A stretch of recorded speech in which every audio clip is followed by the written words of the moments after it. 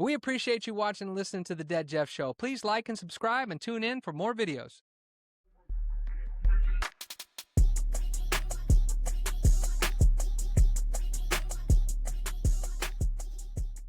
It's a great day to be alive on The Dead Jeff Show. This is going to be a heavy, heavy Cowboy show, so if you're not a Cowboy fan, you might want to stay and listen anyway. Come on in, everybody. I'm Jeff. That's Nick. That's the Maestro Luke. Guys, we've got a lot going on today. I hope y'all had a great week, but we've got a lot of stuff, so I'm going to jump right in. So this was Combine Week, and so this is the official start of the NFL's league season almost. But it feels like we just ended with the Super Bowl, and now we're into the real nerdy part of the season where you got draft combine, you got free agency, and draft. This is the chance to really shape this team for this year, and I'm excited if you can't tell. So let's get right into it. I want to remind everybody that the Combine just happened this week. If you didn't watch that, sometimes called the Underwear Olympics, where you go out and you work out and you show all this cool stuff, and there's been a lot of people that have fooled the scouts in the past, having great workouts, and then they can't play football. Well, some of these guys have great tape and then combined it with a great workout, and now their draft stock will rise to the chagrin of some of us Cowboy fans. But let me just remind you, free agency starts negotiating March 9th and 10th, with the actual signing period beginning on March 11th. You can negotiate on the 9th and 10th of free agency, sign on March 11th. And then the draft is April 23rd through the 25th. Those are the important dates coming up, with one other date being April 17th is a deadline for restricted free agents to sign offer sheets. And then I think you have till July to match that if in certain situations. So we'll get into that. And speaking of get into that, we finally got a decision on George Pickens, and somewhat surprising, they used the non-exclusive franchise tag on Pickens. And what does that mean? Well, that means that he can negotiate with other teams, and the Cowboys can match any offer if they choose so. So basically, Pickens and his agent goes out and sets the market, right, for his services, see who wants to offer him a contract, and then we decide if we want to match it or not. Now, if we don't match it, we get 2 first-round picks. That's the compensation for that team getting Pickens. Now, that is negotiable. So if the Cowboys want to come off that or play hardball and stay on that, that's up to the Cowboys. But the other thing that this does is the salary amount is lower than the exclusive tag. So now George Pickens' salary number's at 27.3 versus 28.8 or whatever it was going to be with the exclusive tag.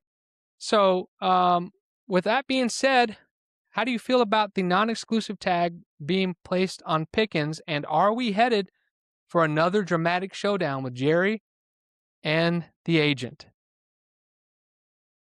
Yeah, I don't think so here. Actually, I really don't. And I think the reason why I say that is only because, unlike previous situation, I'm not even just talking about Micah, just in general, right? I think there's such a huge desire, and I'm not saying Micah didn't want to be in Dallas, but I think it just felt like the relationship had run its course on both sides, where, Micah's doing the podcast and he seems like he's distracted and he's wearing down as the season goes on and blah, blah, blah, blah. Like, it just didn't feel like the love fest that GP and the Cowboys just felt like. I mean, if you're listening to the players, you're listening to GP himself, all the different things that's going on. Stephen Jones was talking about it today. Like, this feels much, much different. So I actually don't think we're headed to like a big knockdown drag out.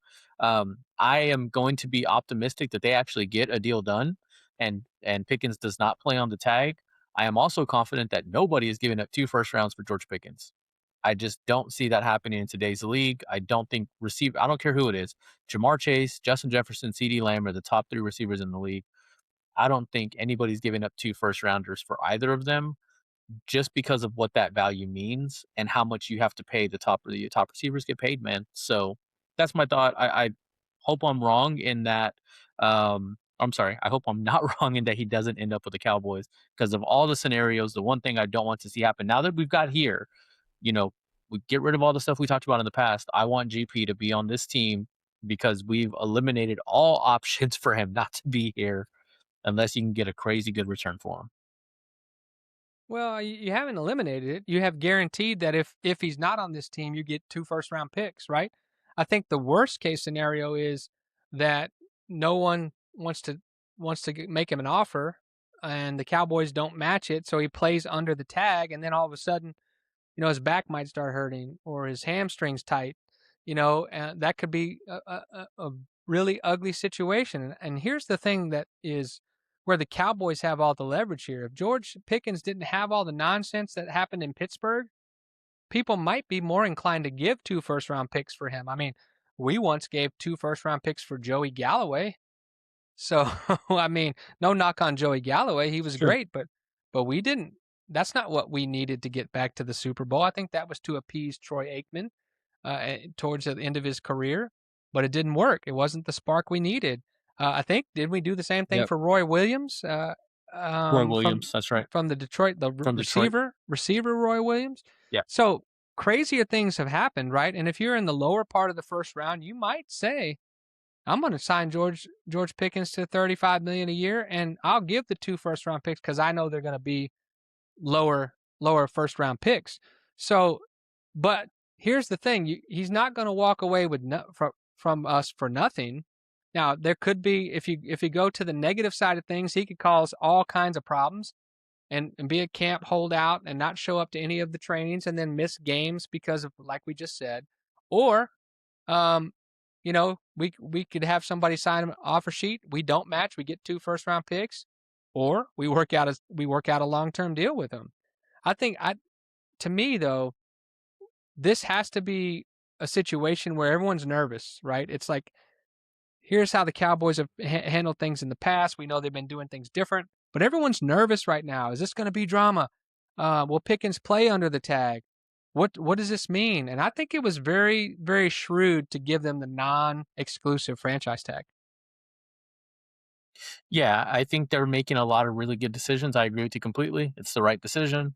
Um, because I think ultimately what they're also saying is we have no problem taking one of the 2 receivers that'll be there at 12 if we lose GP. Obviously, you're getting a third first rounder, so I think that kind of changes the game a little bit. Obviously, they like Flanoy, and so I think there's just a lot of things. Like you said, it's a shrewd move because they're basically not calling the bluff, but just saying nobody out there is going to give you CD, Jamar, Justin money. We're comfortable giving you that next tier down money. Let's everyone be happy here. Take that and move on. Well, like you said, it's a love fest with George Pickens and the Cowboys until you start talking about money.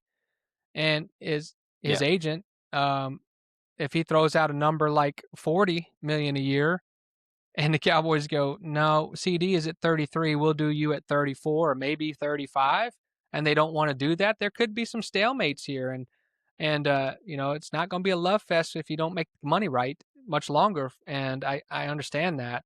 I think what this does is my ultimate thing. I want Pickens on this team because the offense, believe it or not, can be better than it was last year, I believe. But I think the Cowboys in this situation did what they had to do to protect their interest. And I think George and his agent will do what they have to do to protect their interest. And we'll see if we can come to some sort of agreement before Jerry and George make it personal. And we'll talk about that a little bit later when we talk about Jerry Jones speaking. Any other thoughts on George Pickens? no, I'm just excited to see what comes of this. Right, I think it's one of those kind of like Christmas morning things. Just want to hurry up and get there so we can be past this particular thing because there's so much else going on. Yeah, and the deadline for reaching a long-term deal with Pickens is July 15th. If they haven't come to a deal by July 15th and he has not obviously signed offer sheets and all that stuff and been traded, then he has to play under the tag, and that's where it can get a little dicey. Speaking of money, Yep. we have the restructuring of contracts has begun. They've already restructured Dak, CD, and Tyler Smith. And I think they freed up about $66 million doing that. And now they're looking That's right. towards Kenny Clark, Quentin Williams, and Osa to maybe free up some more money. What are your thoughts on this taking place already? Obviously, free agency is 1 week away. Yeah, I think it's again, we talked about this kind of all throughout the year in terms of how do you keep Pickens? You're so far over the cap, Dak's cap number, blah blah blah. But we've been kind of all over this as most people have been. You kind of kick the can down the road a little bit, especially with these guys, with those three guys. You know, assuming nothing goes haywire, like with Micah, these are three guys that are going to be with the Cowboys for a long time. They'll probably retire Cowboys, so it's not really harming you other than if the production falls off. Knock on wood, very little chance of that happening with CD and Tyler Smith just because of their age. And as a quarterback and one that really isn't super mobile, you don't expect that Dak's going to have too much of a dip. Again, knock on wood, not a matter of fact, but that seems pretty safe. And then you mentioned Osa, Quinnen, and Kenny. We had kind of, posited whether or not one of the three would be gone. You couldn't get off of all of them theoretically. Like they weren't all capable, but Kenny Clark was someone that theoretically, if you wanted to get away from him, get away from the contract altogether, you could have. Based on what's coming out of Cowboys camp, it feels like they're planning on keeping all three of them. It looks like somewhere in the area of 30 to 40 million additional savings. If you do everything you can do for all three guys, that's about what else you can gain here, 30 to 40 between Kenny, Quinnen, and Osa. Well, I think having Christian Parker here may have changed the thought on Kenny Clark because he has some experience Mhm. with defenses with Kenny Clark, and he likes him a lot. And so this new 3-4 Yep. attacking 3-4 style with gap and a half responsibilities, Kenny Clark has done that before. And I think that now that may have shifted. Maybe Osa could be the odd man out now if there is one that if they don't keep Yeah. all three. So maybe Osa's like, okay, where do I fit in? But the good news is that there hasn't been this balking by the players to restructure deals.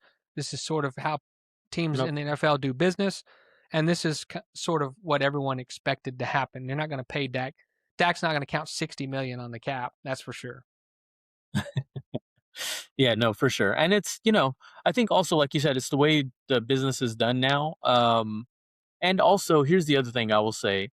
If we are getting the big free agency spend or the attempt, well, I think I want to kind of start saying attempt because just because he wants to doesn't mean he gets to. But if Jerry is going to go out and try and spend money, that's great. But you can't, spite, but bite your nose off, spite your face. Like, don't just go start dumping players that have big contracts in you know the spirit of going and spending. You still need talent here. So it's that fine line to walk, right? But I think this is a good spot for it. I'm very, again, we said early, nothing that they've done so far is upsetting us or making us feel like, man, here we go again, another bad off season. Let's see if we can keep that energy through the first week of free agency. I'm wearing my Dallas Cowboys analyst shirt that my daughter Emma got for me for Christmas, and I'm sitting here trying to analyze how do you bite off your own nose? How do you bite your nose off to spite your face? I think it's cut your nose off, What's but the I rule? guess What's the it's cut your cut your nose. nose? Yeah, I was just Yeah, thinking that, man. Can you even bite your own nose off? That would be hilarious. But no, you I saw me think struggling, it's man. Help me out. well. I thought it was hilarious. I wanted to see how you were gonna come up with that, um, but the contracts being done, the I guess the flexibility that they have because they got the offense primarily taken care of is key. And we talked about Christian Parker, and I know he's been making the rounds, and I saw his interview on 105.3 The Fan. And man, I can't say enough of how I'm impressed with this guy.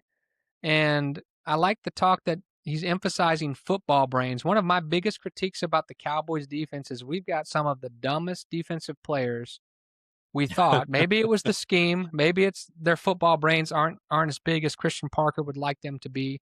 But he's been emphasizing, the football brain. They've got to be smart. And he likes talking to people at the combine and the draft about their, that kind of thing. The tape will show you their football prowess, but can they think the game, right? And I think he's built his staff with guys who can teach and educate, and so I think he's staying true to that. And I think the other thing that comes across when you listen to Christian Parker talk is how extremely effective he can communicate, and he's likable. He's very Yep. smooth with the way he talks. Players love him. We know that from the Eagles' responses and people in the Packers that have played for him as well. He's a likable guy, and he's a guy that they want to go out and play for. And the other thing that I noticed this week, and I'll let you comment on any of this, is that he's also a sneakerhead. I heard him in the interview say he has over Yeah. 400 pairs of sneakers. So that makes I'm more endeared to him now knowing that, because I'm a sneakerhead as well. Not I don't have 400 pairs, but I'm on my way. You know what I'm saying? Yeah, no, it's definitely one of the first things, like, whenever they started, and that was pretty early on in the interview, actually, that they were talking about that. So that kind of roped me in right away.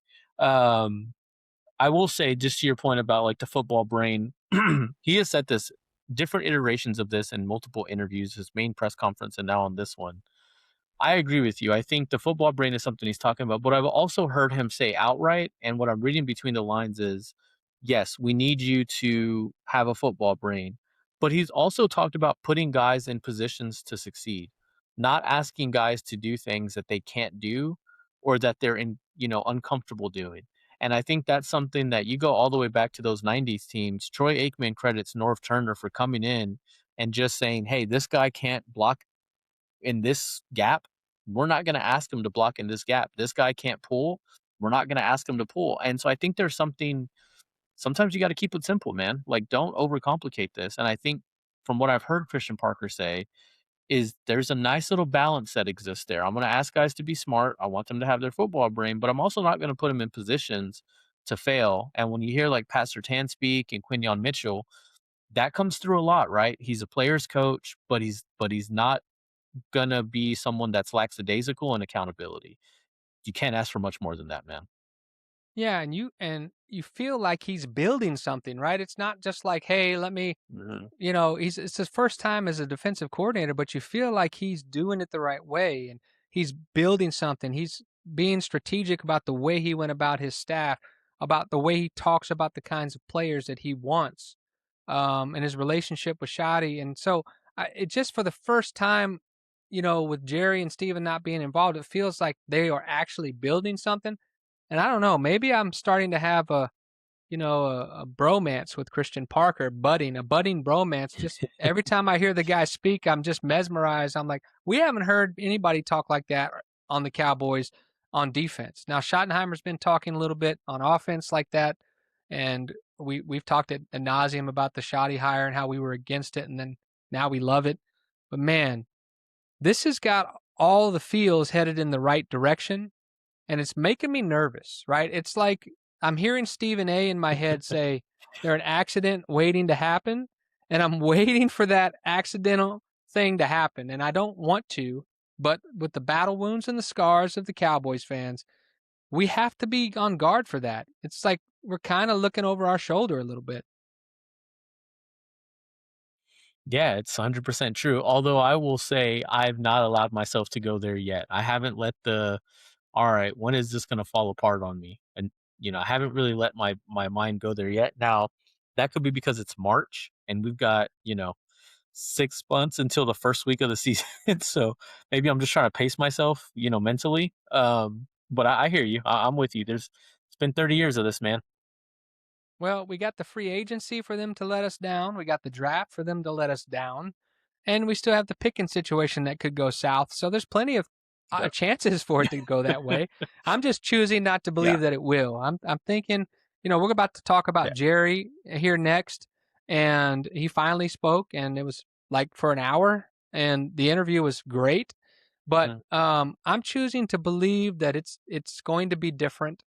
And all signs I see point to that right now, and that's what I'm going to cling to at this moment. Now, I do want to get into this Jerry Jones interview a little bit more in depth, because to me, I'll give you just my quick overview about just his demeanor and how he seemed.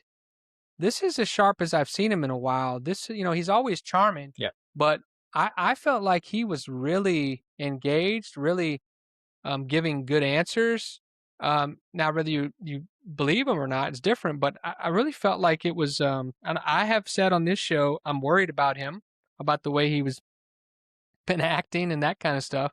But this had me feeling the opposite. Like, man, rejuvenated. He feels like, hey, I'm doing things differently. And I really liked this interview. What did you think of his overall demeanor before we get into the meat and potatoes of the interview? Yeah, to me, he felt less, and this isn't intended the way it comes off. I'll unpack it here, I guess, but it felt like there was less of a sense of urgency. And for Jerry, what I mean is it felt like less trying to sell us something. This felt a little more genuine. This felt a little bit more like, "Hey, I'm just talking football." There were some answers where I was like, "Whoa, that's a little not Jerry." Like, I like the truth in that. I like the honesty in that instead of the constant spin job. And so that's what I mean when I say lack of a sense of urgency is normally Jerry's just trying to sell us this bill of goods. And he does it very well. He does it better than probably 99% of the rest of humankind ever. But that's not what this felt like. It just felt like, man, I want this so bad. I want to do whatever I can to make it happen. And I just want to sit here and talk football with you guys for a bit. That's what I got more than anything else. Yeah, I think he was at the top of his game. He seemed relaxed and philosophical, and even Hmm. reflective, and admitting mistakes. Now, in the past, Jerry has said, "Oh yeah, I've made mistakes," but he's actually went into detail about, maybe Yep. I've gotten too many opinions on what I should do versus do what I think I should do. Those kinds of things. So it was Yep. very, very, genuine and authentic. I think that's a Hmm. great word for it. Now, if you didn't get to listen to it or don't have an hour to spend there, you can spend your hour with us listening to other things, and we'll give you the breakdown of the Jerry Jones interview. So, first of all, he wants Yeah. George Pickens here. He talked about George Pickens, expects a big season from him here. He's happy that he's a Cowboy, and he's glad about where they're at with him going to be here next year. He's not concerned about drama around the franchise tag and his agent. Doesn't have any issues with him, he says. And this is where I'm talking about whether you believe him or not. He said in that situation, he never really talked to Mike as agent, so it never got personal with the agent. And he also said it was never personal with Micah, which I just don't know if I agree. He said Micah's agent had nothing to do with them trading Micah. I thought that was interesting. But what he kept going back to was that the haul, he couldn't ignore the haul that he was getting from Micah over the rest of that stuff. So interesting start here where he's like, we love Pickens, we want him here. We've had players play on the tag before, Dak, Demarcus Lawrence, that kind of stuff. But then he talks about it not being personal with Micah. I don't think anybody believed that it wasn't personal with Micah. He got ticked off about the way Micah decided to do things. Yeah, for sure. I think the obviously we've seen time and time again, the one thing that Jerry never wants to feel, and quite frankly, Cowboys fans in general, I think don't want to feel is like it's a burden to be with the organization because of all of the things that you get with having the star on your helmet. And I think so for Jerry to say that that's not personal, because I think just as an objective third party, because I think we've both said many times before, it's fine, trade Micah, just make sure you get the right return for him. So objectively, it's hard for me to say Jerry wouldn't take personal someone saying, I have more to offer the franchise than the franchise has to offer me. And I'm reading between the lines a little bit. Obviously, Micah never said that, but it would not be a far stone to throw to make that connection. And you're never going to convince me that Jerry wouldn't take someone saying something like that about the Cowboys organization. Well, and not to rehash the Micah thing, but your actions tell us what you believed or not. So you offered Micah a contract for $40 million a year. So you wanted him to be part of your team. Now, when you decided to trade him, you didn't do it before the draft where you could probably get more than what you ended up getting for him, where you definitely could. It wasn't until after then that and Micah wanted more that you decided, okay, we can't pay you that. And then maybe at that point it was about the haul. But I just, that didn't really add up to me. I think he was asked about busting the budget, and he sort of Hmm. downplayed that kind of language, that busting the budget. What does that mean? But he says, I expect to be aggressive this year in free agency more than maybe any other year. And if we do bust the budget, it's going to be on defense. he really feels like that if they can make just a few changes and get that defense up to, top 15 defense, that they can do what Seattle and New England just did and surprise everybody and go to the Super Bowl. So I thought, that was interesting. And he talked more about fixing the defense through draft and free agency, and set the stage. He did set the stage a little bit for trading back. I mean, you talk about being the charmer that he is, in case it has to go that way. So he did set the stage a Yeah. little bit by saying, "Hey, we're more than one or two players away, so we may have to consider that." But what do you think about him talking about busting the budget, the defense, in these two little segments of the interview? Yeah, I think that's something that stood out to me, and I went and actually pulled the exact quote. So I'm gonna kind of give you the paraphrase quote just to get into it. So the end of that quote is, and so I think that would be the area that you would see me bust a budget. Where you would see me do that is what we're doing defensively. That is music to our ears, right? Like that's Right. exactly what we want to hear. Don't bust the budget and, go get more offensive talent. Look, you can never probably have too many playmakers, but at this point, if you can't win it with this group, assuming that Pickens is here, it ain't gonna happen, man. I agree with what you said earlier. This offensive unit shockingly can be better Mhm. because they could be a little bit more consistent, particularly against the better defenses in the league. So I don't disagree with you. I think that actually is. I think that holds true to me, and I think the second year in any offensive coordinator system with the same quarterback and a veteran quarterback at that is almost always historically better. So let's leave the offensive alone. And hearing him say this about the defense and where his mind obviously is, he had also mentioned, we want to be able to get stops and just be a little bit better on third down. Like again, just kind of just going back to the original point, just talking shop, just talking a little football, understanding where we have to be better. It's not just saying let's be better on defense. There were some very, poignant direct notes about where on defense he wanted to be better. So, you know, until otherwise proven, this is all positive, man. It's really hard to not get excited here. Well, and to be honest with you, he even added in there about trading back, though. This was the real important piece, that we can't trade back if we don't feel whoever we get can't contribute right away. He kept saying many times that we can't have any red shirts here. These first two picks got to contribute right away. And so that was refreshing to me, because, or whoever we trade back to get, they have to contribute immediately. They have to be part of the solution on defense, and there's no red shirts here. So that let me know if we think about trading back, it's because we think these people will be able to contribute right away. And he even went into parts of this interview where he said, "Man, I sort of optimistically thought Overshone would be able back sooner and healthier. I thought Revel would give us more." And so he's admitted to being overly optimistic about certain things, and this year he's not taking any chances. So I found that refreshing. And all that being said, is he thinks if we can get this defense fixed, he sees no reason why the Cowboys can't do what Seattle and New England did this year. And it's matter of fact, he said it's motivating and inspiring to him, and maybe that's what's got him moving differently, because he sees it is more. It's he believes it's more possible, now that he's seen it happen. Um, he goes on to talk highly about DeMarcus Lawrence and how much he thinks of him as a person, and he's so happy that DeMarcus got a ring. I thought that was a nice touch.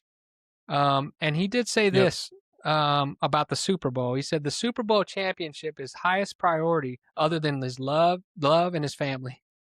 And he feels like he's let the Cowboys fans down by not winning one in the last 30 years. But he said the prize is worth it. He said getting that first one, it was definitely worth it. That second one, that third one, it was worth it. And he wants that feeling again. And it's his highest priority other than love and his family. That's what he said. So I thought that was interesting, right? He's kind of saying, I've let the fans down, and I'm going all in. Basically, we've heard that language before, but and this time it seems to be a little different look in his eye when he says it. Yeah, it really does. And as hard as it is for me to admit as a Cowboys fan that, the GM Jerry should have been fired, 15 times over the last 30 years. It's hard for me not to feel just feel for the guy. Just feel for the guy in the way of like when you listen to him speak in this setting and with this kind of backdrop, how badly he seems to want it. It's so hard not to just also want for him to get it, right? And, he's made mentioned about he's talked about the clock many, many times, right? We're not overstating anything or we're not suggesting something that isn't real and saying he's only got X amount of time left, on Earth, unfortunately. Um, and he's not shying away from it either. And that's kind of one of those kind of Al Davis sort of situations where you're like, man, just please at this point now, it's like just get one, please, before.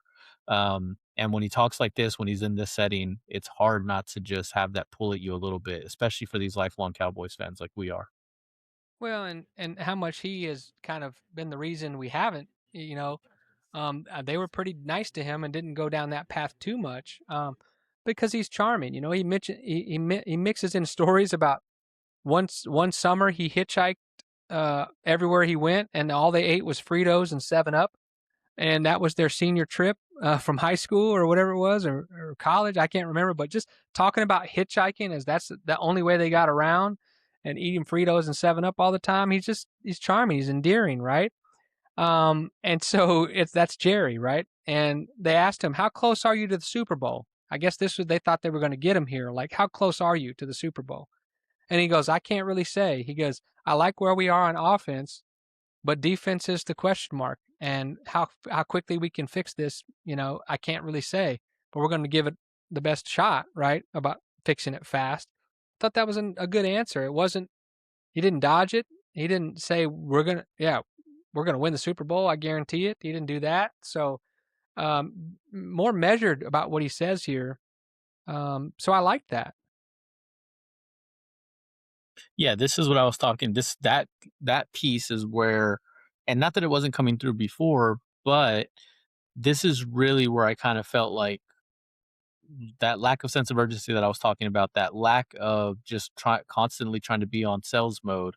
This was him being like, man, I hope, this is a little bit more of a humble approach, a little bit less of a, Yeah. oil salesman approach of it's just like, I really want to. I hope so. We got some work to do here. I would love it if it happened. And so there wasn't a ton of, I can imagine old Jerry, a couple years ago even just really like, oh, we've got everything we need. We're right there. We're a couple players away. We're gonna go out here. We're gonna be smart. We're gonna get the right guys, and yeah, absolutely, we can win a Super Bowl next year.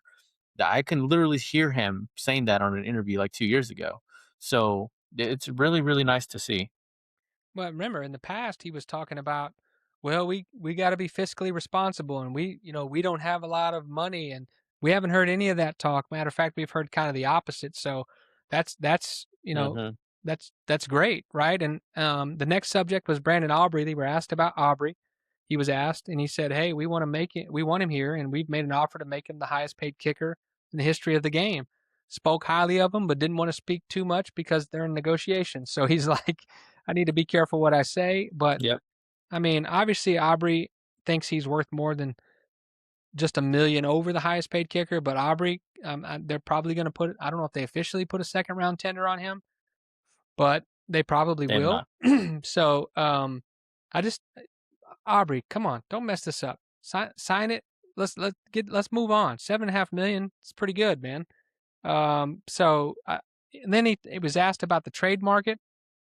Like, do you expect to be active in the trade market? He said, I don't expect it, but we have the ammunition to be good at it if we choose to go that route, which is a great answer. Yeah, for sure. To the Aubrey thing. Right now, the court of public opinion says if you're being offered to be the highest paid kicker in the history of the league, you should be happy with that. The court of public opinion here is not on Brandon Aubrey's side, which, especially in recent history, that does not happen a lot for players. That does not happen a lot for organizations. Usually, It's when true. there's money and player conversation, everyone runs toward the player. So this is a little bit of a unique situation where seems like everyone's on even Cowboys detractors are kind of on the organization side here saying, hey man, what more do you want? They're offering to make you the highest paid player ever at this position. So just to that point, I think, and I'm right there with them. Aubrey, don't A-bomb, don't fumble this, man, because you could be looking back, and we've seen it many, many times. You can be looking back a year from now being like, "Man, I should have just I coulda, shoulda." And then as far as the trade market, yeah, I think again, this is what, as Cowboys fans, we you really love to hear, and you hear from other organizations all the time, and quite frankly, some of the better organizations, Kansas City, Philadelphia, even Denver. Um, New England certainly was, they may not have said it, but this was true for them over the last year in that rebuild. Um, so yeah, man, I mean, I think as long as it's not just talk, as long as we have some follow through on some of this stuff, how can you not be happy with what you're hearing? Yeah, I love it. I think they ask him about Christian Parker and what's impressed him about Christian Parker, and like most people, he talks about he loves his communication skills and his emphasis on, he said, education, which is same as teaching, right, obviously. He says he's very Uh-huh. motivational, and because of the success he's had, he's got the respect of the players, and he couldn't be more happy with Christian Parker being their defensive coordinator. Yeah, and I think the other thing is, and we've kind of chronicled this as we've gone through this. Kind of seems like at least publicly he stayed out of the way. I would imagine that's translating to some degree privately. And you say that because when you listen to Shoddy speak, when you listen to speak, you mentioned it earlier, there is a very common theme being woven here. These are high IQ guys. They're very intelligent. They speak very well. They command the room, very personable, little biting at times when they want to be, depending on the subject. Like, these don't feel like, and no disrespect to Mike McCarthy or Jason Garrett or any of these guys that are kind of I'm going to say and do the right things. I'm going to clap. I'm going to, be the token coach with towing the line. Like, that's not what this feels like, man. And that's where we're at right now, especially generationally for some of these players, a lot of whom probably weren't even alive the last time the Cowboys won a Super Bowl. Easy, Um, easy, that's easy. what we need, man. Yeah. I really love it. I really love it from Jerry. Yeah, it's great. And the last couple things here is I asked about Dak. Like, do you feel thankful that you got Dak where you got him, and how it's turned out when you're here at the combine looking at other quarterbacks about to go on this journey? And yeah, he was very thankful for Dak, and really glowing remarks about Dak. He's proud of Dak and the results of giving him the highest paid contract. He feels like Dak has shown up and worked hard, and Dak's not the reason we're not winning. Um, and because one thing he did slip in there, which I found interesting, is well, paying Dak that salary is kind of where we are. Is kind of the reason we are where we are on defense right now, is because you do have to rob from your future a little bit, and you can't pay everybody. So when we make these kinds of Mhm. decisions, we know it affects other parts of the game. He did slip that in there, which I thought was very interesting. And he's right. You can't pay everybody, but if you pay Pickens and you Yeah. pay CD and you pay Dak, then who's got the money on the defensive side, right? And he said with offense being where they are ahead because of Dak, and sometimes they didn't think maybe they would be because of that salary. So I thought that was, again, honest, genuine, authentic answer about Dak, and they love Dak. They always have. Yeah, for sure. They take care of their quarterbacks. In the history of the Jones family owning the Cowboys, they take care of their quarterbacks. And not only while they're playing, and there can be some debate over salary. And I know the Romo deal. That Romo tells the great story of kind of the closet on a napkin kind of deal being made with him and Parcells and Jerry. But they certainly do always love their quarterbacks. They take care of them, and then the quarterbacks are well taken care of once they're done playing in Dallas. Here's what I'll say about the comment that he made, and you were on this very early on in the season. This is not an idea that we want a Dallas Cowboy defense to be the Seattle Seahawks or New England Patriot defense from this season. You are paying this offense a tremendous amount of money. And if you have a middle of the road defense with all that money being spent on the offensive side of the ball, you better win these games when you have the ball last. I'm not telling you I'm getting you a defense that's going to go win you games. I'm getting you a defense that is going to keep you in it so that all this money can go win me games. That better be the expectation. Anyone that thinks Dak Prescott is going to be able to Sam Darnold this thing is just flat out wrong. He has to go win you games when it matters because there is a ceiling on the amount of talent and, in my opinion, how good this defense can be because of the money, constraints. Yeah, and that segues nicely to my last point, which is he believes they can fix the defense enough to make the playoffs and go on a run, which just speaks exactly to what you're talking about right there. And to me, we don't need the defense to get pick sixes and score points. We need them to get stops on third and longs more consistently than Mhm. they have, and get after the quarterback and put the quarterback in position to make mistakes. We just get a little bit of that, and we're gonna be fine. And what you said earlier applies because we're paying Dak and CD and now George Pickens. You can't you can't go AWOL during games against hard defenses or better defenses. We've got to do better against the better defenses, which it stands to reason that you're going to have a little bit more difficult of a time because they're better at defense, right? So, but our Yeah. defense has to step up and make stops when we need them, and that's really all I have on the Jerry interview. Do you have anything else you want to talk about with the Jerry interview? No, man, just excited. Just ready to kinda keep moving through the off season here. Jerry's our hope dealer. He's our pusher. He's pushing hope, but more authentically and more genuine this year. And I'm buying in. I already am, man. And so heaven help me if the season goes off the rails. So all right. Well, we're gonna move on now. Let's talk about the combine, lovingly referred to as the underwear Olympics for some.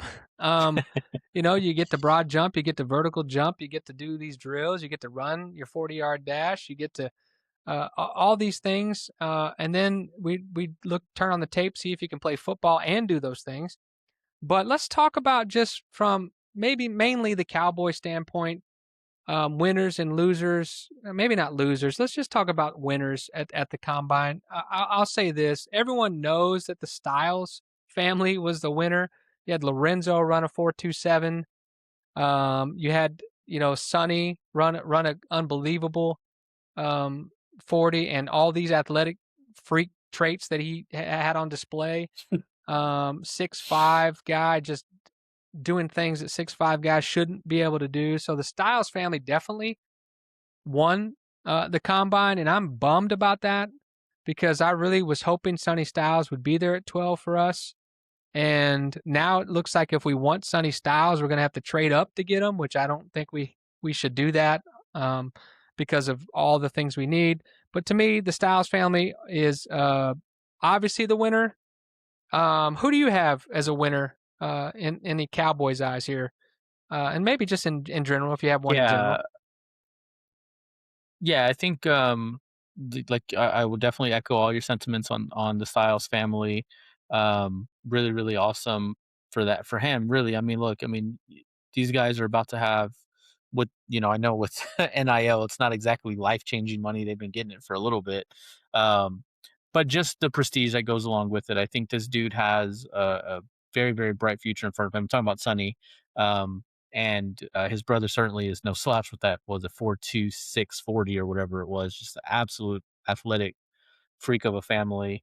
For me, one of the other kind of big winners, and just kind of thought about you as I was going through some of the scouting combine, and it's on. This is a courtesy of NFL.com. Was your boy Mendoza, right? Because if you go look at the markup on him and you look at this breakdown, which is done great. Lance Zerline is the one that did the one for Fernando Mendoza. His comp is Joe Burrow, right? Like that's high praise when you go look at NFL.com and you look at some of the strengths that's listed. um Man, what an exciting time if you're a Raiders fan. And so for me, just kind of reading after having watched him just won a natty, after watching that play that's going to live in forever. So the lore of the national championship will be that play of Fernando reaching over and just not will not be denied. So for me, he's actually my winner. The number one pick, as much as the number one pick in the draft can be a scouting combine winner. And again, given that it's just given the write up on him, yeah, that's who I got. Well, I got I'll Fernando. tell you. the funny thing about that is he didn't participate in the workout. He did the interviews and Right. talked, and everybody's talking about his football brain, and how Yep. impressed they were with him. But the fans, as soon as he walked into the stadium there in Indianapolis, of course it's Indianapolis, but they got the biggest cheers. Contrast to that was Yep. every time Carson Beck was up to throw, he got booed out the stadium. But Yeah. yeah, I think you're right. I think Yeah. Mendoza it won without working out. If I had to Yep. throw one out there that's been loosely tied to the Cowboys, I like Jacob Rodriguez, the Texas Tech linebacker. Yep. The No one linebacker. thought he was that athletic. I mean, looking at the guy, Yep. you wouldn't think that. Looking at his tape, you've seen him make great plays. I think he had the fastest 3-cone drill of all the linebackers at the combine, which was impressive. He didn't run a great 40. I think it Yep. was like 4.5 or something. Pretty average. 4.57. Yeah, and so, but he made himself a really solid second round pick, and maybe jumps into the bottom of the first round. I don't think so. I think it's more second round, Gonna be which close. the Cowboys, if Yep. they trade back, that could be something they do. And one you threw me love talking about Mendoza, but you liked this guy where I liked the safety from Toledo. You liked the safety from Oregon, Thieneman, who Mm-hmm. my Yep. goodness was impressive. And Mm-hmm. so props back to you in Oregon with Thieneman. I was really impressed with what did he run, a 4.3 something? He was fast, man. 4.35 40 and has a And 41-inch vertical at 6 feet tall. Like, what a freak, man. yeah, that's crazy. And so I would say he was a winner. But man, it is the underwear Olympics, and obviously, I mean, there's been some really blunders in the past by people falling in love with. I mean, Al Davis would just draft the fastest receiver, whether he could catch or not, for years, right? Who's the fastest Yeah. one? Give me him. So I think there's been some blunders, but I think I don't know who else you got, but those would be my two: Jacob Rodriguez, the Eneman, and obviously the Styles family. Yeah, I think for sure. The no disagreements there. I think the thing, and it's weird because Fernando didn't work out and his stock went up. We said we weren't going to necessarily do losers, and this guy didn't work out. So I don't know how much it's a loser, but for whatever reason, Caleb Downs not working out seems to have, at least for the moment, had kind of the opposite effect. And maybe it's the interview, maybe it's just it's hard to say why this is happening. Um, but kind of everything I'm looking at, everything I'm reading, even the scouting combined, the NFL comparison is Jalen Petre. I don't think that's like a knock necessarily. I mean, Jalen's a good player for sure, but when you got um, there's a lot of other safeties out there that you can be comp to. Um, with how good some of these other guys did, I'm just gonna kind of throw it on the radar. If Caleb doesn't do any kind of pro days, doesn't do any other kind of workouts, I don't know if 12's not back in play here just a little bit. I won't get our hopes up too much, but I don't know, man. Just be on the lookout here.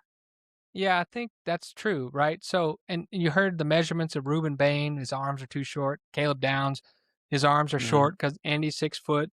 So these are the kinds of things that happen from the combine. They start talking about all these measurements, and then you go put on the tape and you realize, wow, I mean, they're talented. They've It they've doesn't had matter. short arms their whole life. How do they use them to their Yeah. advantage? Reuben Bain can these Right. quick impact punches, and you can't get your hands on them, right? So it can go either way. I think for me, one of the things, if you talk about didn't do himself any favors, was Carnell Tate in the 40 time. Hmm. That was not Yep. impressive and shocking, honestly, that he ran so slow. I think it was a 4.54 or 4.6, 4.5 something, which Was he was a four expected five to run. 4.53 official. Yeah. And so I think for me, um, that's a little troublesome. He probably still goes in the top 10. I don't think he cost himself anything. But I want to say one more guy I was impressed with, and it's not really Cowboy related, but Jeremiah Love from Notre Dame.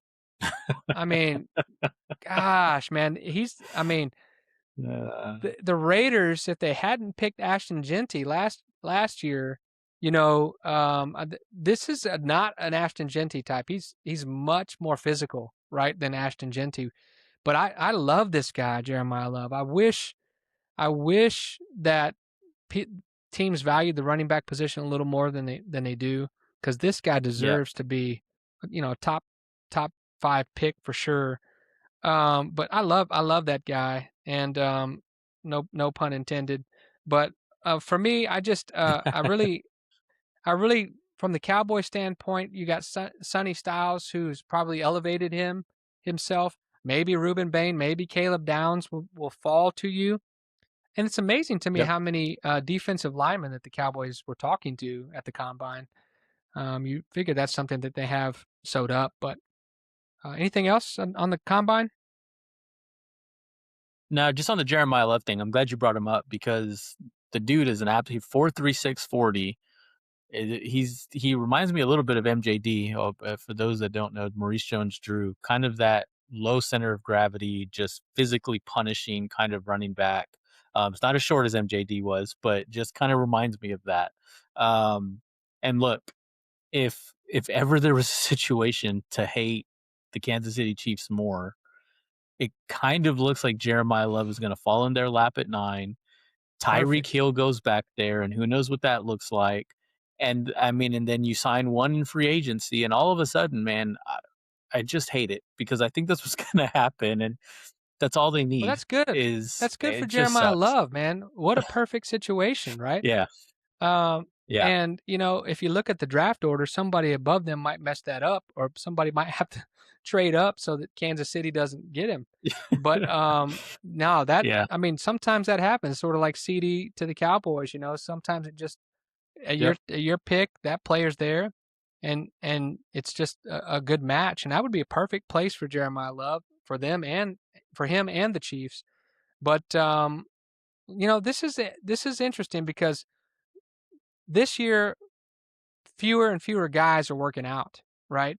And some Hmm. scouts like that, some scouts don't like that. Agents love that because they get to be in control of their pro days and things of that nature. I always like the guys that step up and take the challenge, even though they have something on the line, right? It's something to lose. And today, Yeah, the offensive linemen went, and they seemed to talk a lot about their hair, and the guy with the red mullet. Dunker was his last name. He looked awesome. I just To me, I think that yeah, I wish that there would be, if you come and accept the invite, you have to work out type thing. Just because it yeah. looks, that's more of a measurable than you and at your pro day with your favorable timer and your comfortable surroundings. It's not going to be like that in the NFL. No, for sure. And just the guy you're talking about is Jennings Dunker from Iowa. What a what a fun guy. What a fun guy for sure. But no, you're 100% right. I think the guy that separated himself here and I think made himself quite a bit of money is the kid from Utah, Spencer Fano. Like Oh yeah, that dude yeah, put on, I mean, oof, that guy looks like an absolute stud. Now, again, like you said a couple times here, underwear Olympics, so take it with a grain of salt. But it's not like he was a second round, third round guy that went out there and put on great tape. Like this was a legit top 12, 15 projection. I think he definitely just, and this is what I'm talking about with the Caleb Downs, and to your point about maybe Bain or one of these other guys, like some of these guys that were like 10 to 15 guys, Sonny Styles, Spencer Fano, Jeremiah Love, like for me, they have firmly entrenched themselves in the top 10 conversation. And it's good at least to news. some degree, Yeah. that can be a good thing for the Cowboys. Yeah, for sure. Absolutely. No, I agree. I think I've always liked the combine. My family thinks I'm weird. It's like these guys are just running around, and they're it's interesting when the quarterbacks are throwing to the receivers and both are being Hmm. evaluated. Um, so obviously the Cowboys aren't looking at quarterback, but so I didn't really pay a whole lot of attention No. to the quarterback workouts. But man, what a fun time the combine is. And it's one step closer to free agency, which is one step closer to the draft, which is one step closer to the season Yep. starting. So that's all we got on the combine there. Look, we're not going to go, too nerdy on this. We don't want to get so off in the weeds that we're looking at all these. Now, we looked at the players, but we're not going to talk about it on the podcast. We maybe do a separate show just to talk about us nerding out on that stuff. But All right, let's move into the draft. Yep. We told everybody we are going to do edge and defensive line this week. I broke them out Mm-hmm. separately, edge and defensive line. I think the consensus top 5 in draft eligible edges. I don't have Arvell Reese here. We put him in linebackers. Some put him here in edge. Some Uh-huh. put him in linebackers. We, for the sake of this, put him in linebackers. So you can go listen to the Dead Jeff show about linebackers. This one is edges, and the top 5 is usually consensus. It's Reuben Bain, David Bailey, Keldrick Falk, Cassius Howe, and maybe Akeem Messidor, maybe Zion Young, maybe TJ Parker. I don't have Peter TJ Woods in Parker. the Yep. edge category because he's a D tackle. So that's kind of what I have on the top 5, and there's 29 players rated 80 or higher, ranked 80 or higher in this position, which means there's quite a few of them that are first, third round type guys. Who do you have in your top 5 at edge in the draft? Yeah, so for me, I have honestly, it's the exact same as yours. The only difference is it sounds like maybe I have TJ Parker just a little bit higher after how into that kind of fifth spot ish there. Here's the thing that I think just for me at 5, because I think TJ Parker could potentially be a 20th, and then if we trade back a little bit, he could be there. The thing that I really like about TJ Parker is and you talked about arm length earlier, less about his arm length and more just about his get off, right? Like if you look at his get off and you go back and watch the highlight tape, there's a great highlight package of him on YouTube that one of the things that's focused on about midway through the package is his get off. And it's a little Micah-y, it's a little Jadeveon Clowney. Even Izaraku this year, when he had success, he kind of had a great first step, kind of that great first point of contact. And so for me, TJ is somebody that I kind of like at that 5th spot. I think I wouldn't put him ahead of anybody there. Had a pretty good showing at the combine also. So yeah, I would say same top 4. I would just, where you kind of sounds like you kind of had maybe 1 or 2, 3 guys in that 5th spot. I would kind of confidently put TJ Parker in that for my 5th. Yeah, and I think when you're talking about the Cowboys' perspective, they're not going to get David Bailey. I don't think there's a chance that he falls to 12. So Reuben Bain, just because his T-Rex arms and people talking about that a lot, maybe potentially can fall to you at 12. Sure. And I don't think that will happen, but if it does, I would gladly take Reuben Bain at 12 if Styles is not there. Styles is my favorite guy. I want them to take Styles.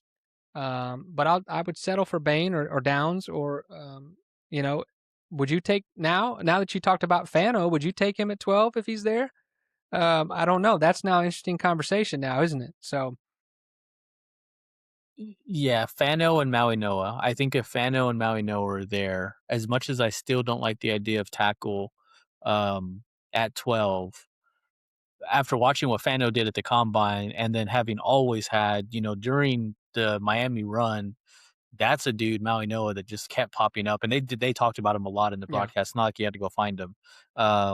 That's a physical, nasty dude. Like if you want someone on your offensive line just killing people, that dude is nasty. That might be the spot where I would trade back and let somebody else come get the offensive lineman because we have to have defensive starters. Now, if we do well in free agency, that strategy can shift. So that's the beauty about having free agency first, is because you'll know what you got there.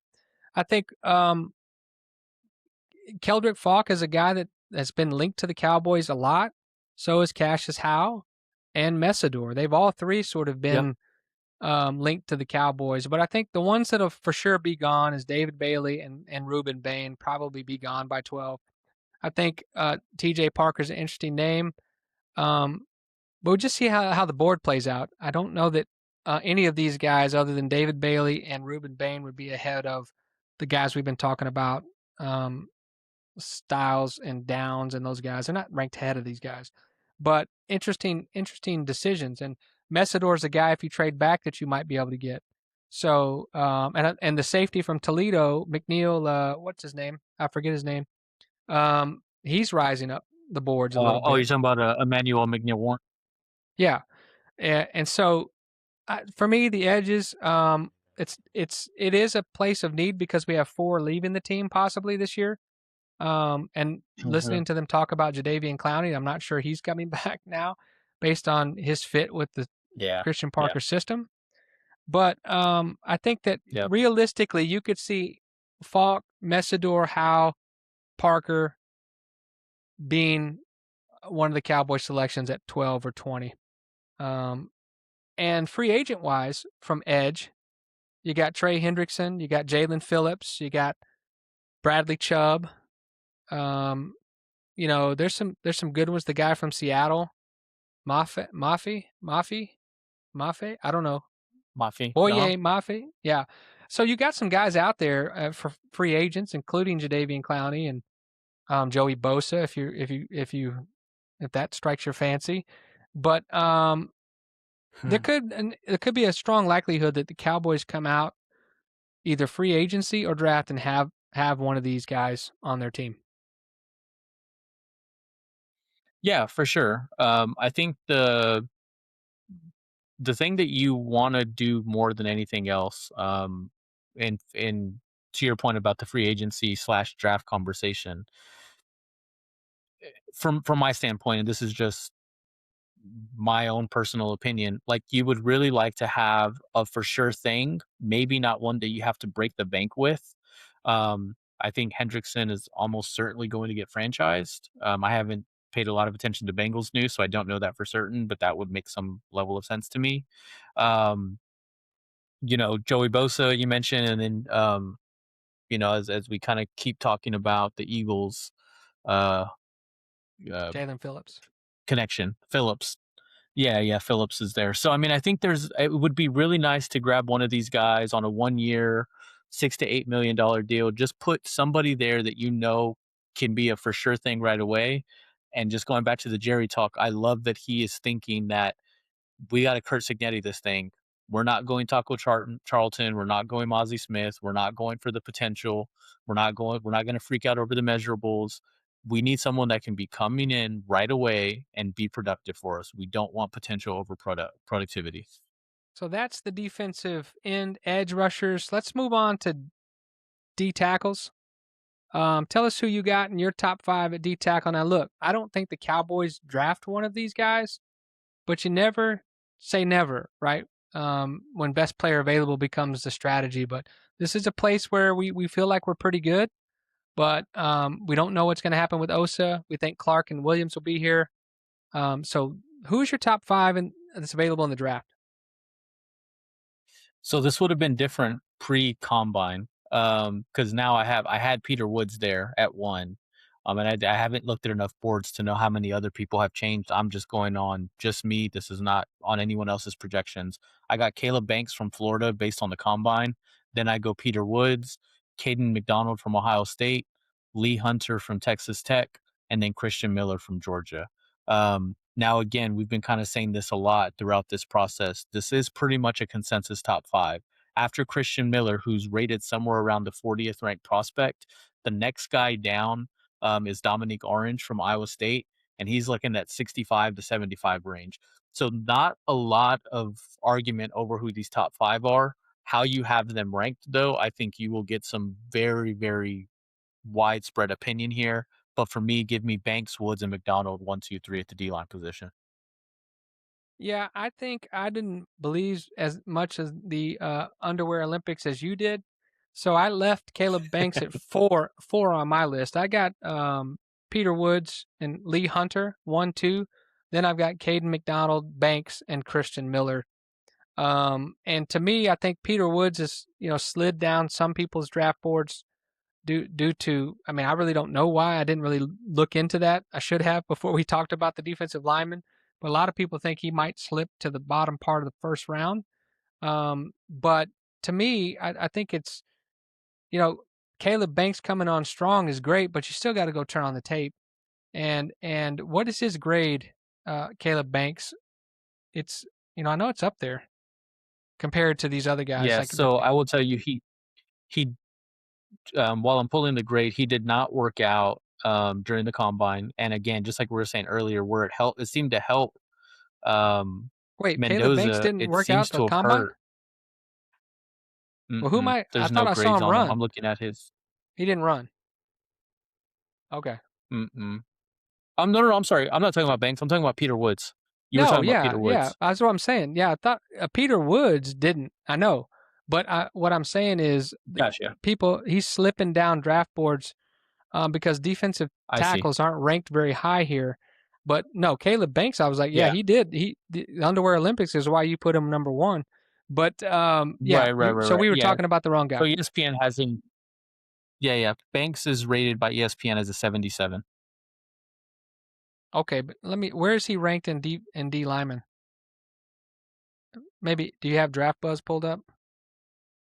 Yeah, I have it pulled up. So D lineman, they have Banks all the way down at 11. But now, having said that, they've also got a couple of these guys that we put on edge, and it's weird how Draft Buzz has this broken down. And I'm not Yeah, if crapping you go on to Draft DL Buzz, but only, you can just select DL only, like tackles only, and then edge only. So it's kind of different that way. Plus, they haven't updated theirs since the combine, so that might not be a for good the source. combine, yeah, yeah, it's not updated because this is the same as it's been, and they've got it kind of all intermingled here. Yeah, I don't see the Cowboys drafting any of these guys unless something's gone terribly No. wrong. So I didn't spend a lot of time studying them. Honestly, I didn't.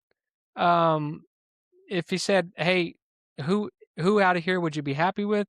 Well, it'd be any of those guys, any of those top five guys if they had to get one. I just don't think this is a place they may go get a free agent, but I just don't think this is something they can do, especially with 12 and 20 and nothing until the fourth round. I just don't think they're in play here for the Cowboys.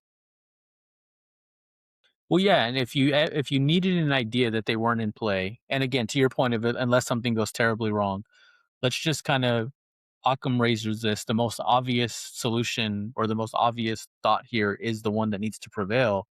Jerry just said, for all the world to hear, we want guys that are going to come in and make an impact right away. With all due respect to these five guys, they would be the fourth best defensive tackle, assuming that we keep the other three on the roster. None of these five guys are better than Kenny, Quinnen, or Osa. Period, point blank, no discussion about it. So if we're going to take Jerry at his word, and again, different Jerry, and let's call a spade a spade, that means that none of these five guys are in play here. Well, I mean, he said we can't have any red shirts, and they got to contribute right away. Yep, So that made me not spend a lot of time on defensive tackles because I don't see it's true. a scenario where they come in and contribute right away unless we make some sort of trade or something else, an injury Right. happens we're not aware of at this moment. So to me, I think that I could see the Cowboys drafting edge. I don't see them drafting defensive tackles.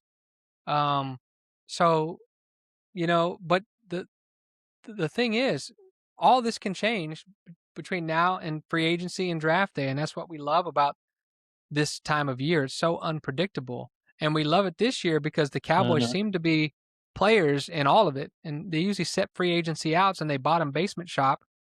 But this year they're going to be active according to them. And one point has to be reiterated is just because they want to spend money doesn't mean people will take their money. That's right. So That's right. then what, right? Then you're left with, okay, what do we do now? It's all draft. So Yeah, I think you're exactly right. I think, well, for me, and I can see this more at the top, right? Like if let's just say the Bengals don't franchise tag Hendrickson and you've got Lloyd and you've got Bush, I can absolutely see a scenario where those particular guys, especially because they're such high production guys, look at the Cowboys and say, I don't know if I want to go there on what's essentially a rebuild. These guys are free agents, they can go wherever they want. I can just see a path where the Cowboys make good offers, maybe not great offers, and don't end up getting the bell of the ball. And I think we need to have some consideration for that because what's going to happen, I'm calling it right now, is if they do that and they don't get somebody, well, Jerry didn't spend. He lied to us again. They didn't. That will not be the same scenario. And like I said, unfortunately, I can see a path where that happens. Yeah, I mean, they have options, right? And I like to think the Yeah. opposite, though. If I'm one of those players to go, I could be the difference that puts that Cowboy team in the Super Bowl if I go there and do what I need to do. Plus, we already know that what being a Cowboy does for you after your career. Mhm. It's important to wear that star on your helmet, or at least it once was. But even Yeah. guys like Dak will tell you what it means off the field with sponsorships and endorsements and things of that nature. But maybe they could be the guy that puts them over the hump, and that might be intriguing to some of these free agents. But they do have options, and there's a lot of money out there to be spent. Um, I know this: if it's between Dallas and Cleveland, you shouldn't pick Cleveland, right? If you're a free agent. Yeah. No, I agree. Although, boy, wouldn't that make for a story if Dallas and Cleveland are the only suitors and Cleveland wins out Well, it goes about the money. It's all about the money, right? So, always. well, listen, that's a lot of draft talk, a lot of kind of subjects that, man, if you're diehard into this football thing, you really get. And if you don't, you'll probably checked out already. So we're not talking to you, I guess. But we appreciate you being Yeah. a part of this show. Look, we can even get further into the nerded out, geeked out portion of this, but we want to keep it mainstream and keep it moving. But we really appreciate you guys staying with us on this show. It was episode number 24. And listen, I'm excited about where the Cowboys are and what may happen over the next few weeks. And I can't wait till free agency starts next week. And I'm expecting some, Adam Schefter, tantamount to Woj bombs going off and Ian Rappaport. I want the Cowboys to be in the mix here. So I'm excited about this time. And thank you for being a part of this episode. And till next time, peace.